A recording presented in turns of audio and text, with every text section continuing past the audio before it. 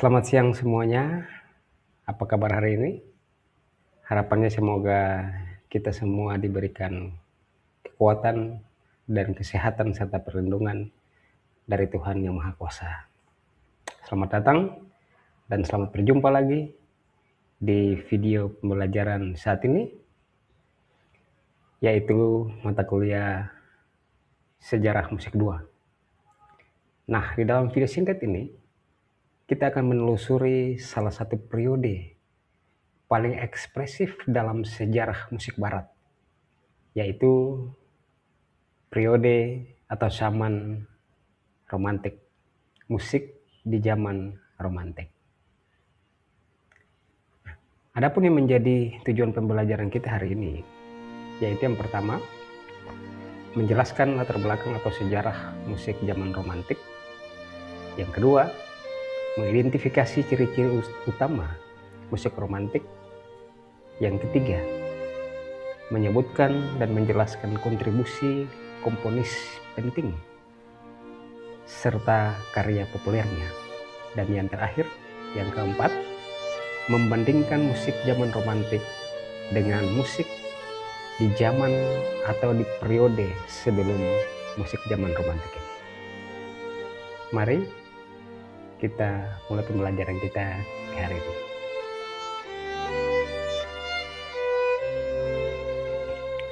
Ya, baik teman-teman, berbicara tentang musik zaman romantik, kita lihat bersama bahwa periode musik romantik itu berlangsung kurang lebih dari awal abad 19 hingga di awal abad ke-20. Nah, pada pembukaan video pembelajaran kita di hari ini, kita sama-sama telah mendengar cuplikan singkat dari sebuah karya romantik. Apakah ada yang menyimaknya? Mari kita dengarkan sekali lagi karya musik tersebut.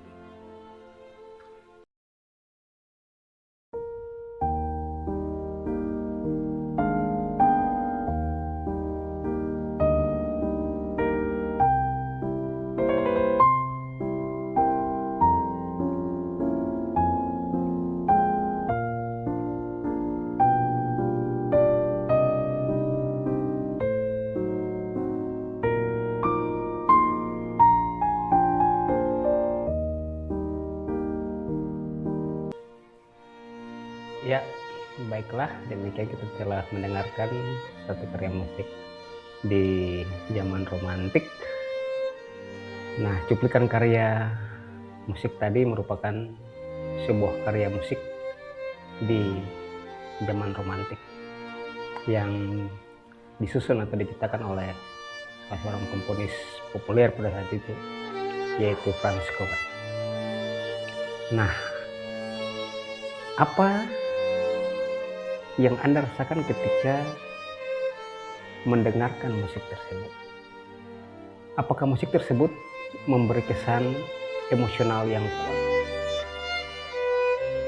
Atau mungkin melankolis? Atau justru sangat dramatis? Nah,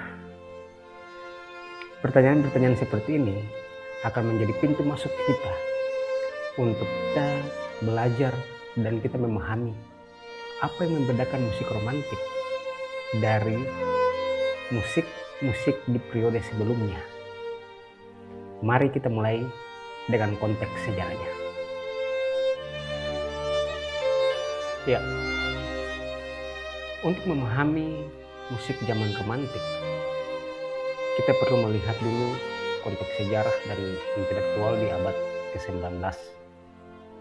Di mana periode ini ditandai oleh berbagai perubahan besar, seperti revolusi politik, berkembangnya nasionalisme, dan munculnya gerakan romantisme dalam sastra dan seni.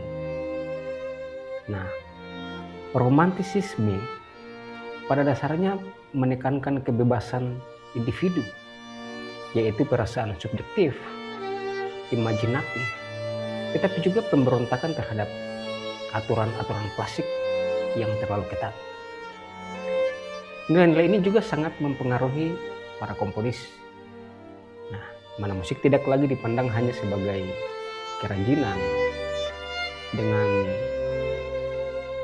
bentuk yang baku, melainkan musik dianggap sebagai medium berekspresi secara pribadi yang sangat intim. Nah, kemudian di saat yang sama, perkembangan teknologi dan instrumen, termasuk piano yang semakin kuat dan orkestra yang semakin besar, maka hal itu membuka kemungkinan itu terciptanya suatu elemen-elemen atau suatu tempat baru, ya, di mana komponis pada saat itu, ya, mereka dapat berbicara lebih lantang dan mereka dapat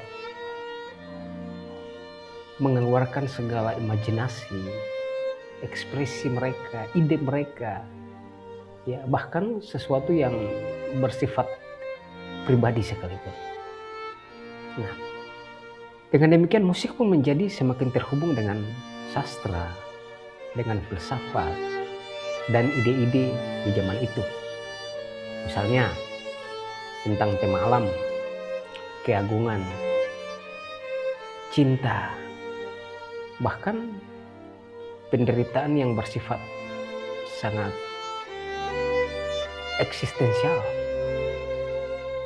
Nah, oleh sebab itu, dengan latar seperti ini, tidak mengherankan ketika karya-karya musik romantik terasa penuh emosi, penuh dramatis, dan seringkali sangat bersifat personal. Jadi teman-teman sekalian, secara sederhana, memang musik zaman romantik itu dapat dipahami sebagai musik yang menempatkan ekspresi perasaan dan imajinasi di pusat estetiknya. Nah, jika musik klasik sering dirasakan sebagai sesuatu yang seimbang, yang terukur, dan sangat terstruktur, maka musik romantik sendiri cenderung dia lebih meluap, lebih keluar, dan dia lebih fleksibel dalam bentuk maupun dalam bahasa musiknya. Nah, kita lihat musik romantik atau komponis pada zaman romantik, mereka menjadikan pusat musik sebagai sarana untuk menyampaikan pengalaman batin, di mana kerinduan, kegelisahan, nostalgia, bahkan konflik batin yang sulit dirumuskan dengan kata-kata. Nah, disinilah musik berfungsi hampir seperti bahasa kedua untuk hal-hal yang tidak terkatakan dan untuk hal-hal yang tidak terungkapkan. Jadi yang menjadi esensi, ya, dalam periode romantik ini atau musik di dalam periode romantik ini, yaitu bagaimana musik romantik berupaya untuk menjembatani dunia batin komposer dengan pendengar melalui bahasa bunyi yang intens, yang kaya warna, dan seringkali sangat subjektif. Ya, yang berikutnya adalah kita melihat ciri-ciri utama musik zaman romantik itu. Nah, yang pertama, ciri-ciri musik di zaman romantik yang pertama itu dari sisi melodi, di mana melodi romantik biasanya panjang, liris, dan sangat ekspresif, seolah-olah bernyanyi dengan nafas yang luas. Nah, melodi ini sering menggunakan interval yang lebih berat, mana banyak permainan kromatis dan cenderung mengejar puncak emosi yang jelas.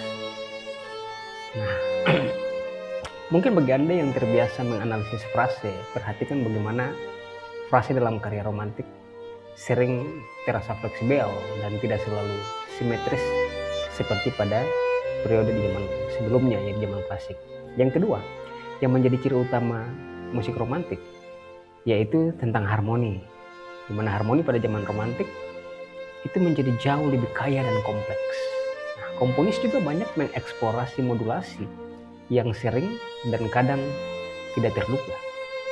Penggunaan akor-akor dengan fungsi ambigu dan progresi yang dirancang untuk menciptakan ketegangan emosi.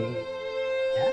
Selain itu, kromatis juga menjadi sangat dominan, dan ini menjadi salah satu kunci warna khas daripada musik romantik itu sendiri. Yang ketiga, dinamika dan tempo. Nah, dalam musik romantik, para komponis memanfaatkan rentang dinamika yang sangat luas. Tetapi dari sisi yang lain, dari pianissimo yang nyaris tidak terdengar, yang kecil, yang lembut sekali, hingga fortissimo yang meledak-ledak. Nah, kemudian di samping itu terdapat konsep rubato atau pergeseran tempo yang fleksibel demi ekspresi. Ya, kita tahu dan kita lihat bahwa tempo rubato itu merupakan suatu tempo yang memang tidak berdasarkan pada ritme atau pada ketukan di partitur atau ketukan yang tidak teratur. Ya, itu merupakan tempo rubato. Nah, hal ini membuat interpretasi menjadi sangat sentral. Biasanya dua penampil itu bisa memainkan karya yang sama dengan nuansa yang amat berbeda. Nah, kemudian yang keempat, bentuk dan orkestrasi. Nah, walaupun beberapa bentuk klasik seperti sonata dan simfoni tetap digunakan di dalam musik ini, tetapi komponis romantik sering memperluas baik dari segi durasi maupun secara kompleks. Dan di sisi lain, bentuk-bentuk baru seperti karakter piece tadi yang untuk piano. Nah, tetapi juga orkestrasi dia semakin kaya, di mana ukuran orkestra itu dia semakin membesar, instrumen-instrumen baru ditambahkan, dan warna dieksplorasi secara lebih mendetail. Yang terakhir, ciri yang kelima yaitu programatisme dan keterhubungan dengan disiplin lain. Ya, kita lihat banyak karya yang memiliki program-program naratif atau deskriptif, misalnya menggambarkan tentang kondisi alam, situasi emosional tertentu, atau kisah-kisah tentang sastra, tentang cerita-cerita. Nah, ini membuat musik romantik sering dibaca bersama teks, ya, baik berupa puisi, judul yang sangat deskriptif, maupun prosa penjelasan oleh komponis itu sendiri. Ya, berikutnya kita akan melihat tentang komponis di zaman romantik dan karya-karya populer mereka. Ya, kita lihat ada yang pertama komponis Franz Schubert, kemudian Frederick Chopin. Nah, Franz Schubert ini ia sendiri dipandang sebagai figur transisi dari zaman klasik ke zaman romantik. Nah, tetapi di dalam banyak lagu-lagu yang ia ciptakan sudah tampak jelas bahwa sensibilitas romantik atau hubungan erat antara teks, puisi, dan musik, melodi yang sangat ekspresif, serta harmoni yang peka terhadap nuansa emosional. Nah, dalam konteks analisis, Schubert menarik untuk dikaji dari segi hubungan antara struktur puisi dan struktur musik. Yang berikut yaitu Frederick Chopin. Frederick Chopin hampir seluruh karyanya ditulis untuk piano, dan melalui instrumen ini ia mengembangkan gaya yang sangat personal, di mana salah satu karyanya yaitu Nocturne, ya, yang tadi kita dengar di bagian pembuka, tetapi kita mendengarkan ulang, ya, sajian musik yang tadi. Nah, serta bagian-bagian lain dari karya musiknya, serta teknik pianis yang tetap mengandalkan virtuoso namun tetap dia lirik. Nah, Mungkin bagi mahasiswa, karya Kopin dapat menjadi objek studi yang sangat kaya ya, dari analisis harmoni, bentuk miniatur, tapi juga sampai interpretasi performatif. Ya, sebagai contoh supaya teman-teman dapat melihat suatu karya yang sangat populer di zaman musik romantik ini diciptakan oleh Franz Schubert. Saya akan memperlihatkan suatu video nyanyian atau karya musik lagu dari Franz Schubert ini yang dengan judul Ave Maria. Yes, tentunya lagu ini sudah tidak asing bagi kita semua, tetapi lagu ini dia menjadi ciri daripada musik romantik itu sendiri. Kita saksikan videonya.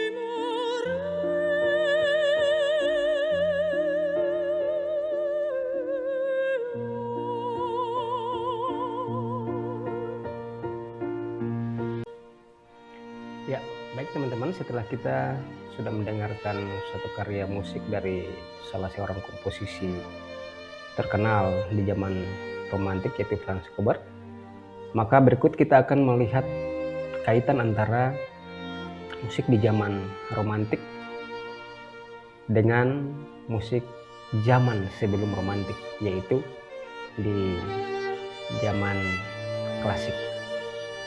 Nah, musik romantik ketika dibandingkan dengan zaman klasik, maka musik romantik cenderung lebih kurang ketat secara struktur, tetapi jauh lebih intens secara emosi. Dibandingkan dengan musik modern awal juga di abad yang ke-20 saat ini, ya, bahasa harmoni romantik masih berakar pada tonalitas. Meskipun hal tersebut sudah sangat diperluas.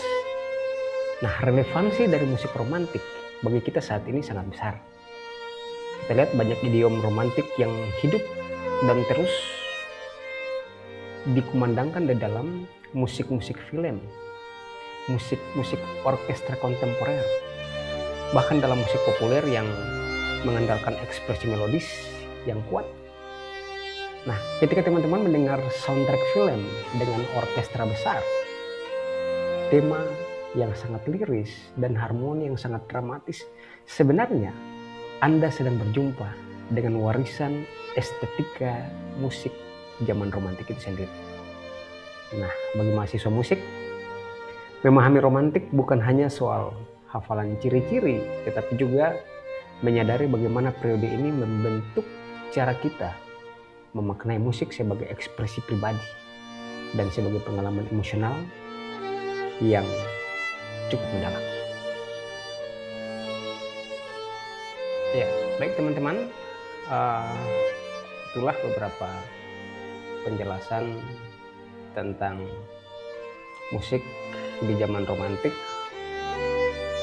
mulai dari sejarah, ciri-ciri, terus tokoh-tokoh penting atau komponis dengan karyanya, tetapi juga dalam keterhubungan musik romantik dengan musik di periode sebelumnya, yaitu musik zaman klasik, tetapi juga periode setelah musik romantik itu, yaitu periode di zaman modern.